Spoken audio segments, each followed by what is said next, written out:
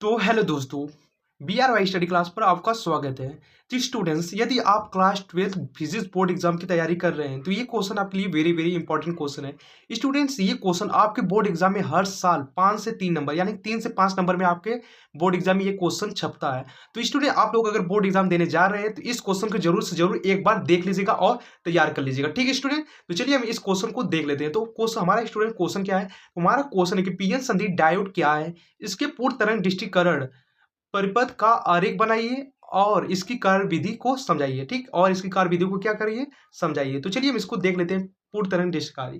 तो इसमें पूर्ण तरंग दृष्टिकारी क्या होता है? तो प्रत्यावर्ती प्रत्यावर्ती धारा को दिष्ट धारा की बदलने की वह प्रक्रिया, यानी दिष्ट धारा में बदलने की वह प्रक्रिया जिसमें प्रत्यावर्ती यानी कि अल्टरनेटिव करंट के दोनों अर्धचक्रों को दिष्ट धारा में बदल दिया जाता है, तो उसे हम पूर्ण तरंग दृष्टिकरण कहते हैं और इस परिपथ को पूर्ण तरंग दृष्टिकारी कहते हैं। और इस परिपथ को हम क्या कहेंगे? तो पूर्ण तरंग दृष्टिकारी कहते हैं। यानी कि स्टूडेंट, सिंपल शब्दों में कि प्रत्यावर्ती धारा को दिष्ट धारा में बदलने की प्रक्रिया को ही हम क्या कहते हैं? पूर्ण तरंग दृष्टिकारी कहते हैं स्टूडेंट। ठीक, इसकी बनावट को देख लेते हैं, यानी कि अब हम इसकी बनावट को हम समझेंगे। स्टूडेंट, बनावट में क्या रहता है कि इसमें हम प्राथमिक कुंडली को एक प्रत्यावर्ती धारा स्रोत से जोड़ देते हैं, यानी कि प्राथमिक कुंडली को एक प्रत्यावर्ती धारा स्रोत से जोड़ दिया जाता है। तो ये आपकी क्या होगी?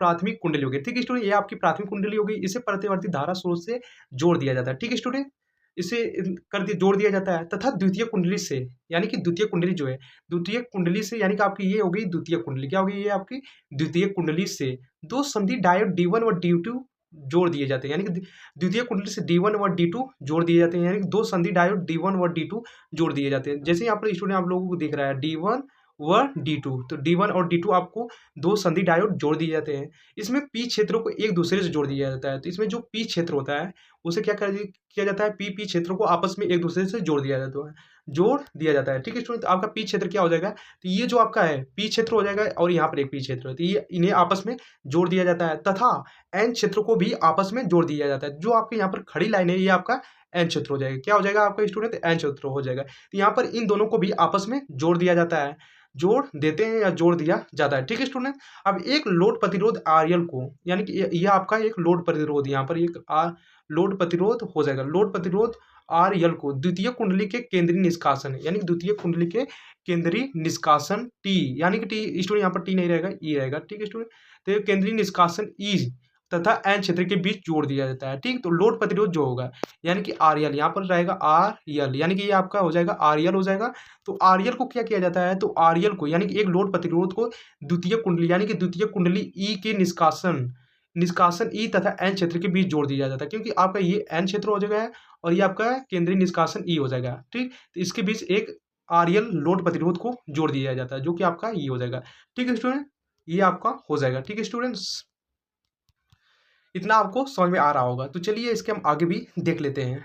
तो स्टूडेंट्स, अब हम देख लेते हैं इसकी कार्यविधि को। तो कार्यविधि को हम देख लेते हैं। ठीक, तो निवेशी प्रत्यावर्ती वोल्टेज के, यानी कि निवेशी प्रत्यावर्ती वोल्टेज के धनात्मक अर्धचक्र में जब द्वितीय कुंडली का, यानी कि द्वितीय कुंडली का सिरा ए बी के सापेक्ष धनात्मक होता है, तो संधि डायोड D1, यानी कि संधि डायोड D1 अग्रदिशिक की स्थिति में होता है। इस अवस्था में D1 से धारा C से D की ओर बहने लगती है, C से D की ओर बहने लगती है, जबकि D2 से धारा प्रवाह शून्य हो जाता है, यानी D2 में धारा प्रवाह शून्य हो जाता है। स्टूडेंट, ऐसा क्यों होता है? क्योंकि धारा यहाँ से निकलती है और इस तरह से, यानी कि D2 में धारा प्रवाह शून्य हो जाता है स्टूडेंट। ठीक, D2 में आपका धारा प्रवाह क्या हो जाता है स्टूडेंट? तो शून्य हो जाता है।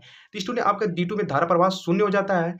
इसी प्रकार से जब ऋणात्मक अर्धचक्र में, यानी कि जब प्रत्यावर्ती वोल्टेज ऋणात्मक अर्धचक्र में होता है, यानी कि ऋणात्मक अर्धचक्र में जब सिरा ए बी के सापेक्ष, यानी कि सिरा ए बी के सापेक्ष ऋणात्मक होता है, तो D2 अग्रदिशिक की अवस्था में, तो तब D2 जो होता है वो अग्रदिशिक की अवस्था में होता है और D1 आपका पश्च दिशिक की अवस्था में हो जाता है। तो D2 अग्रदिशिक की अवस्था में हो जाता है तथा D1 पश्च दिशिक की अवस्था में हो जाता है। इस अवस्था में धारा D2 से, यानी कि धारा D2 से C से D की ओर बहने लगता है, यानी कि धारा C से D की ओर बहने लगता है। ठीक है स्टूडेंट, यानी कि धारा जो है आपकी वो D से C की ओर बहने लगता है। ठीक है स्टूडेंट, बहने लगता है या लगती है, जबकि D1 से धारा प्रवाह शून्य हो जाता है, जबकि D1 से यानी कि तब D1 में धारा प्रवाह शून्य हो जाता है, यानी D1 में धारा प्रवाह शून्य होता है। इस प्रकार दोनों डायोड चालन की स्थिति में हो जाते हैं। इस प्रकार जो होते हैं दोनों डायोड जो होते हैं वो चालन की स्थिति में हो जाते हैं स्टूडेंट, ठीक। तो उम्मीद कर रहा हूँ कि ये क्वेश्चन आपको समझ में आ रहा होगा। तो आप लोग इस क्वेश्चन को पूरा की पूरा कंप्लीट कर लीजिएगा और ये क्वेश्चन आपके 3 से 5 नंबर में कंफर्म आपके बोर्ड एग्जाम में आएंगे स्टूडेंट, ठीक।